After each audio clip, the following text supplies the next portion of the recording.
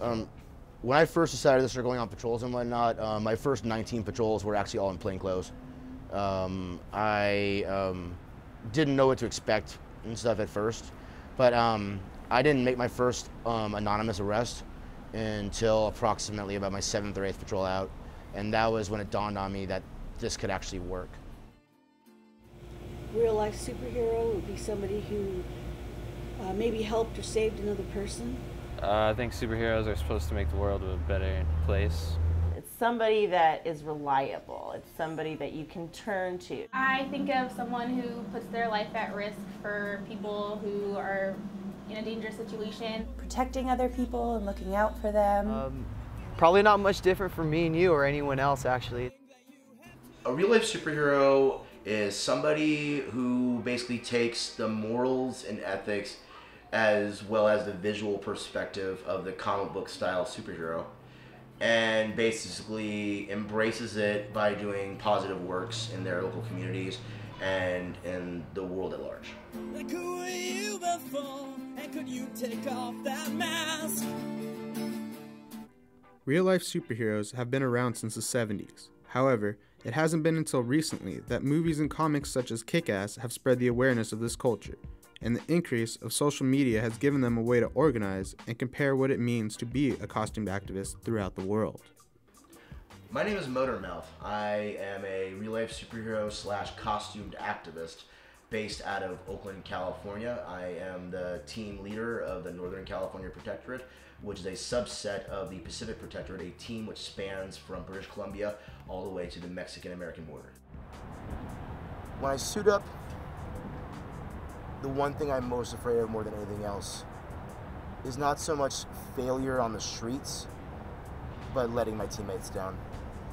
Because to me, my teammates are my base. I mean, I would not be where I am today if it wasn't for them.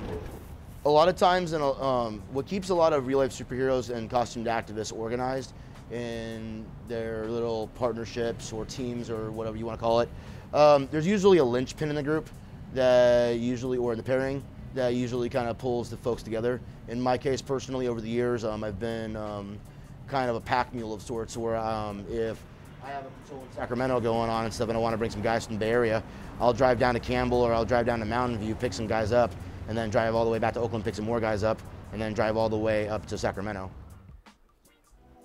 Working in a team is pure and simple. It's a lot more fun than being out there walking around by yourself. Any one of us that you ask will tell you the same thing, that, well, for one, you have somebody to watch your back. My name's Richard McCaslin, and I operate as the real-life superhero called Phantom Patriot. When I started in 1985, I was 21 years old, and that term didn't really exist, and no one else was really doing it. No one was really specifically dressing up like comic book characters and doing neighborhood watches at that point. I personally wear a costume so that it identifies me as, I guess the term superhero. If you dress a certain way, people identify you with a certain job or a certain purpose. So this is a condor vest, a compact vest. This is actually a level 3A enhanced vest. I have my stainless steel bracers right here. The gloves are actually custom made. I had them made by a custom leather shop on the internet. Typically, I have titanium plates here, 1/4 inch thick. These are standard SWAT tactical boots and stuff, LAPD issue and stuff. It's got a steel shank, steel toe, steel embedded heel. I have my tactical knee pads. The pants, these are SWAT issue BDUs and stuff. Usually most police departments around the world use these. So underneath, I have a 3-hole belt glove. And then I wear a ballistic face mask. The mask is just a standard, neoprene mask, nothing special about it. And then I have my very handy dandy wacky smiley face. Tools of the trade vary. It can be everything from a Leatherman pocket kit to tasers and stuff. I personally have started, via help from a family member of mine, have been starting to put first aid kits together, basically, that the team that I work with can actually carry in the field basically on their person. So that way it's just kind of like a grab and go pack. As you can see, I have a flashlight on here, put tasers, mace, I could even put it over. I just randomly wandered around my neighborhood, didn't know what I was doing really, didn't know what I was looking for. And I thought I was the only person doing this. I didn't know that there was a community. Finally, years later, on and off doing this, I heard about it on the news. I saw mortar mouth, and it kind of inspired me more. Like, it flared up, and I thought, wait a second, there's more. You know, I'm not crazy. Okay, maybe a little bit, but you know, it's not that. You know, it's not that crazy of an idea to be anonymous. Try to be anonymous and try to help people. You know, and try to do it in the least violent way, and try to help people in the most calm and affectionate way possible. This is a story that only a couple people know because they remember it. I woke up at about 1:30 in the morning, and I had a neighbor that used to beat up his girlfriend. So I put on my gear, and I honestly hop a couple fences, get to their house, and I'm in front of it, and I see them, and the lady's trying to get out of the house. The guy's holding the door. So I bang on the door, he opens it, and he starts coming out like, you know, ticked off. And I know I shouldn't have, but at the time I didn't know what I was doing. It was my first time doing this. I grabbed him, I flipped him on the ground, I slammed him on his head, and then I left.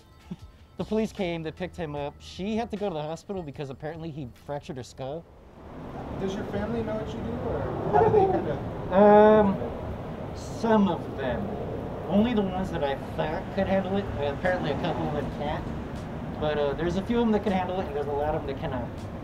And the ones that cannot, I just pretend I'm out partying or something.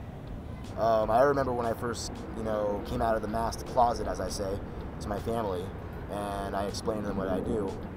They thought I was batshit crazy. They thought, like, you're gonna get killed, you're gonna get hurt. But when they realized that I was, being very methodical, they realized that I was actually being serious about it.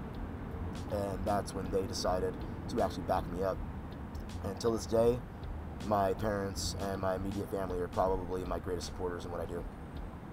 We live in an age with no heroes. We live in an age, basically, where, people have just given up. People don't care anymore about anything, whether it be the environment, about their fellow man, nothing. Nobody cares.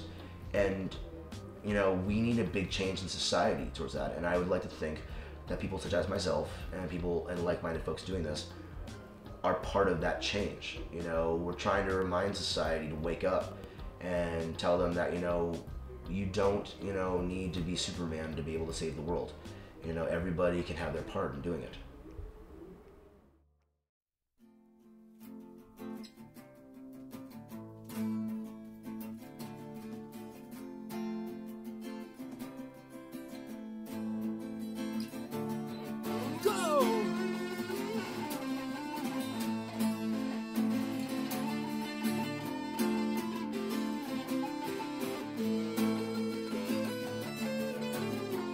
I'm not awake these days, can't make it on my own. Thinking of you always reminds me I'm not alone.